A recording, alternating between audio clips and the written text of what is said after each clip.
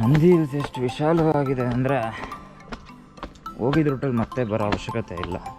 ಏನಿಲ್ಲ ಅಂದರೂ 4-5 ರೂಟ್ ಸಿಗುತ್ತೆ ನಿಮಗೆ. ಯಾವ ರೂಟಲ್ಲಿ ಬೇಕಾದ್ರೂ ಹಿಡಿಬೋದು. ಇದು ಟ್ರೆಕ್ಕಿಂಗ್ ಪಾತು. ಕೆಳಗಡೆಯಿಂದ ಅರ್ಧ ಗಂಟೆವರೆಗೂ ಇಲ್ಲಿ ಟ್ರೆಕ್ ಮಾಡಬೇಕು. ಈ ಥರ ಹೈಡೌಟ್ಗಳೆಲ್ಲ ಮಸ್ತಾಗಿದೆ.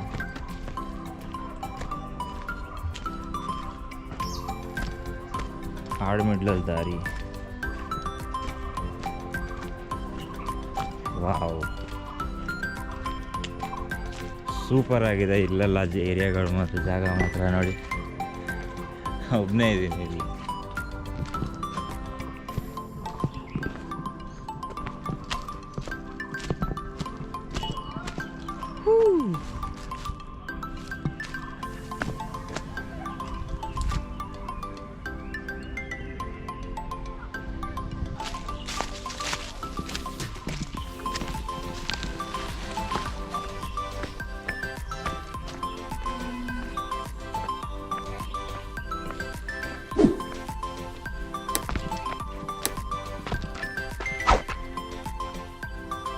ಇದು ಅರ್ಕಾವತಿ ಉಗಮಸ್ಥಾನ.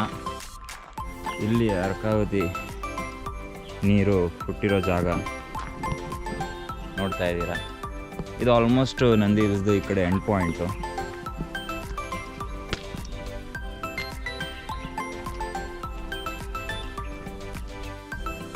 ಈ ಎಂಡ್ವರೆಗೂ ಜಾಸ್ತಿ ಜನ ಬರಲ್ಲ. ಸೊ ನಂದಿ ಹಿಲ್ಸಲ್ಲಿ ನೀವೆಲ್ಲಾದರೂ ನೆಮ್ಮದಿಯಾಗಿರಬೇಕು ಅಂತ ಹೇಳಿದ್ರೆ ಅದು ಎಂಡ್ ಪಾಯಿಂಟಿಗೆ ನೀವು ಬರಬೇಕು. ಅರ್ಕಾವತಿ ಉಗಮಸ್ಥಾನ ಹತ್ರ ಬಂದರೆ ಜನ ಇರಲ್ಲ ಯಾರು. ನೆಮ್ಮದಿಯಾಗಿ ಕೂತ್ಕೊಂಡ್ಬಿಟ್ಟು ಗಲಾಟೆ ಗೌಜಿ ಇಲ್ಲದೆ ಆರಾಮಾಗಿ ಕೂತ್ಕೋಬೋದು. ಬನ್ನಿ ಮುಂದೆ ಹೋಗೋಣ. ಬನ್ನಿ ಫ್ರೂಟ್ಸ್ ಎಲ್ಲ ತಿನ್ನೋಣ.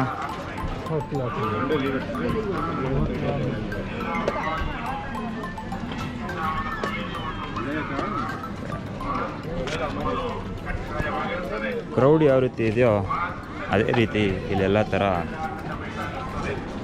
ಜಾಗಗಳು ಇದ್ದಾವೆ.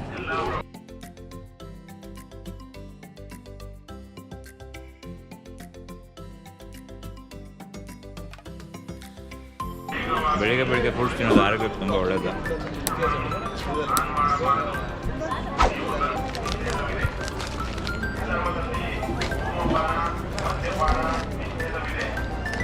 ಇದು ನಂದಿ ಹಿಲ್ಸ್ ಮೇಲ್ಗಡೆ ಇರೋ ನೆಹರು ನಿಲಯ.